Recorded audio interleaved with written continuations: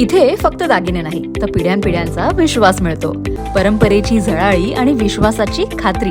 Kailas अडगावकर jewellers, Datta मंदिर bus stop, Nashik road. बंधुगिरीच्या नावाखाली महिलांची फसवणूक करणाऱ्या अशोक खरातला आज बुधवारी पोलीस कोठडी संपल्याने नाशिक जिल्हा सत्र न्यायालयात हजर करण्यात आले. यावेळी त्याला न्यायालयाने पहिल्या गुन्ह्यात 14 दिवसांची न्यायालयीन कोठडी सुनावली तर दुसऱ्या गुन्ह्यात अटक दाखवून त्याला पुन्हा उद्या गुरुवारी नाशिक सत्र न्यायालयात हजर करण्यात येईल अशी माहिती सरकारी वकिलांनी दिली. घेतलेला आहे. आमचा तपास सुरू आहे. आम्ही आता काहीही महिला अत्याचाराचा आणि गंभीर स्वरूपाचा हा गुन्हा आहे. सध्या तपास सुरू असल्यामुळे आम्ही काही भाष्य करू शकत नाही. अशोक खरात तपासात सहकार्य करत नसल्याने काल मंगळवारी रात्री एसआयटीने खरातचा मुलगा हर्षवर्धन आणि मुलगी तृप्तबाला यांना तपासासाठी ताब्यात घेतले. यामुळे आता त्यांच्यासमोर मुलांची चौकशी होणार आहे. तर फरार असलेल्या कल्पनाच्या शोधासाठी पोलिसांचे पथक पुण्याकडे रवाना झाल्याचं बोललं जात आहे. त्यामुळे या प्रकरणात आणखीन काही महत्त्वाचे धागेदोरे मिळण्याची शक्यता वर्तवली जाते आहे. याबाबत प्रकरणाबाबत अधिकारी किरण कुमार सूर्यवंशी आणि अधिकारी सहाय्यक संचालक किरण भेंडभर यांनी माहिती दिली आहे. एमसीआरची मागणी केली. एमसीआर सर किती दिवसाचा तपास पूर्ण झाला होता? सर तपास पूर्ण झाला होता. पहिल्या दिवसाचा एमसीआर मागितला, तपास पूर्ण झाला होता. तपास सुरू आहे. सर एमसीआर किती दिवसाचा आहे? आपण बघतोय सूर्यवंशी होते.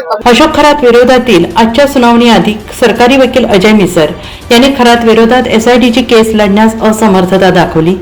एसआयटीने विशेष सरकारी वकील अजय मिसर यांना ही केस लढवण्यासाठी लेखी पत्राद्वारे विनंती केली होती. मात्र त्यांनी केस लढवण्यास नकार दिला आहे. 2011च्या मुंबई साखळी बॉम्ब स्फोट खटला, रवी पुजारी प्रकरणातील महाराष्ट्रातील सर्व खटले तसेच अन्य महत्त्वाच्या खटल्यांच्या न्यायालयीन चौकशीच्या कामामुळे या प्रकरणाला वेळ आणि न्याय देता येणार नसल्याने मिसर यांनी केस लढण्यास नकार दिल्याचं बोललं जात आहे. सदर प्रकरणावर अंधश्रद्धा निर्मूलन समिती राज्य कार्यवाहक कृष्णा चांदेगुडे यांनी माहिती दिली. खरात याला आज न्यायालयीन कोठडी मिळाली आहे. भारतीय दंडविधान संहितेच्या मध्ये ते पूर्वी कलम होतं की त्याला 14-15 दिवसाची न्यायालयीन कस्टडी मिळायची होती. पण नवीन BNS कायद्यामध्ये एका गुन्ह्यामध्ये 60 ते 90 दिवसाची पोलीस कस्टडी मिळू शकते. तरी न्यायालयात आपण आदर करतो. त्याला जरी आज न्यायालयीन कोठडीमध्ये जरी पाठवलं असलं तरी दुसऱ्या गुन्ह्यामध्ये त्याला आता उद्या पोलीस कोठडी मिळेल अशी आमची अपेक्षा आहे. कारण SITला काही गुन्ह्यामध्ये अजून तपास करणं बाकी आहेत. आम्ही काही मुद्दे त्यांना दिलेले आहेत, त्याचा तपास बाकी आहेत. त्याच्यामुळे त्याला पोलीस कोठडी मिळावी आणि अनेक गुन्हे त्याच्यावर दाखल आहे. त्याच्यामुळे त्याची पोलीस कोठडी आणखी बरेच दिवस वाढेल अशी शक्यता आहे. त्याच्यामुळे नवीन काही प्रकरणं समोर येत आहेत. त्याच्यामध्ये त्याचा SITला आपण चौकशीसाठी आपण वेळ दिला पाहिजे आणि त्याचा आतापर्यंतचा त्यांचा तपास योग्य दिशेने चालला आहे.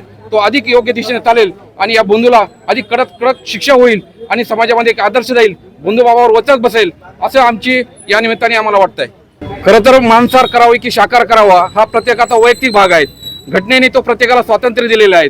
परंतु हा बंधू बाबा नेव्हीमध्ये सफाई कामगार होता, लोडिंग अनलोडिंगचे कामं करत होता. त्याच्यामुळे त्याचा समुद्राशी संपर्क आला होता. त्याच्यामुळे त्यांनी ती युक्ती शोधली आणि मासा हा शाकाहारी आहे कारण तो पाण्यात राहतो आणि त्याच्यामध्ये रक्त नसतं.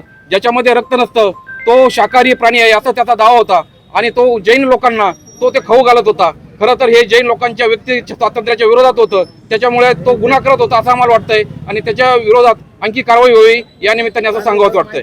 या निमित्ताने जैन लोकांनी पुढे येणं गरजेचं आहे आणि त्यांच्या व्यक्ती स्वातंत्र्यावर जी गदा आली आहे त्यामुळे त्यांनी अधिक गुन्हे दाखल करायला हवेत आणि ते जे गुन्हे दाखल झाले त्याच्यामध्ये पुरवणी गुन्हे दाखल होण्याची आम्ही मागणी केलेली आहे. त्याच्यामध्ये वन्यजीव संरक्षण कायदा असेल, नरबळीचा कायदा असेल किंवा जादूटोणा विरोधी कायद्याची आणखी कलम असेल असे गुन्हे दाखल करण्याची आम्ही मागणी केली आहे. त्यानिमित्ताने त्याच्यावर अधिक पुरवणी FIR होऊन अधिक गुन्हे दाखल होईल आणि अधिक कलमे लागल अशी आमची मागणी आहे. ॲडव्होकेट अजय मिसर यांनी नकार दिल्याने सहाय्यक सरकारी वकील शैलेंद्र बागडे हेच करणार युक्तिवाद. NCN न्यूजसाठी रोहन धनी, नाशिक.